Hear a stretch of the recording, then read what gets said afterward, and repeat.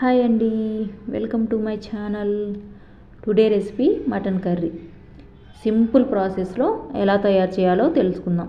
దానికోసం ముందుగా ఒక పాత్రను తీసుకొని 3 to 4 టేబుల్ స్పూన్ ఆయిల్ వేసి 2 రెమ్మల కరివేపాకు, 4-5 పచ్చిమిర్చిని ఇలా మిక్సీ పట్టి వేసుకోవాలి. అది కొంచెం ఫ్రై అయిన తర్వాత ఒక ఉల్లిపాయని, ఒక టమాటాని ముందుగానే ముక్కలుగా కట్ చేసి పక్కన పెట్టుకున్నాను. అవి కూడా వేసి ఒకసారి కలుపుకొని మూత పెట్టి ఫ్లేమ్ని సిమ్లో ఉంచుకొని 1 నిమిషం పాటు మగ్గించుకోవాలి. ఇలా మగ్గిన తర్వాత ఉల్లిపాయలు అనేవి కొంచెం కలర్ చేంజ్ అవుతాయి.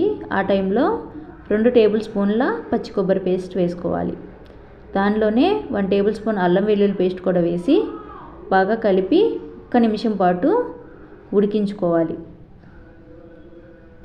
ఇలా ఉడికించుకున్న తర్వాత దానిలోనికి ముందుగానే నీట్గా క్లీన్ చేసి పక్కన పెట్టుకున్న మటన్ కూడా వేసుకొని దానిలో 1 టేబుల్ స్పూన్ పసుపు, రుచికి సరిపడినంత ఉప్పు కూడా వేసి బాగా కలిపి మూత పెట్టుకొని ఫ్లేమ్ని సిమ్లోనే ఉంచుకొని ఉడికించుకోవాలి. ఇలా ఉడికించుకున్న తర్వాత కొంచెం సేపటికి కూరలో నుంచి వాటర్ అనేవి రిలీజ్ అవుతుంటాయి. ఆ టైంలో 2 to 3 టేబుల్ స్పూన్ల కారం కూడా వేసుకొని ఒకసారి బాగా కలుపుకొని మూత పెట్టి ఆ వాటర్ అనేవి ఇనికిపోయేంత వరకు ఉడికించుకోవాలి. ఇనికిపోయే స్టేజ్కి ఆయిల్ అనేది సపరేట్ అవుతూ ఇలా ఉంటుందండి. ఆ టైంలో ఒకసారి బాగా కలుపుకొని 1.5 గ్లాస్ వాటర్ వేసుకొని ఒకసారి బాగా కలుపుకొని ఈ టైంలోనే ఉప్పు కారాలన్నీ చెక్ చేసుకోవాలండి.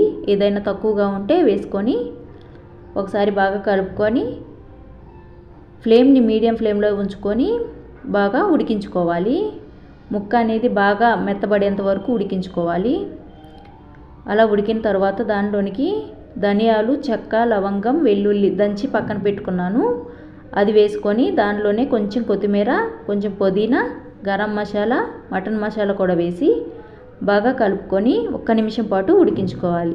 అంతేనండి, గుమగుమలాడే మటన్ కర్రీ రెడీ. ఈ వీడియో మీకు నచ్చినట్లయితే లైక్ చేయండి, షేర్ చేయండి, సబ్స్క్రైబ్ చేయండి.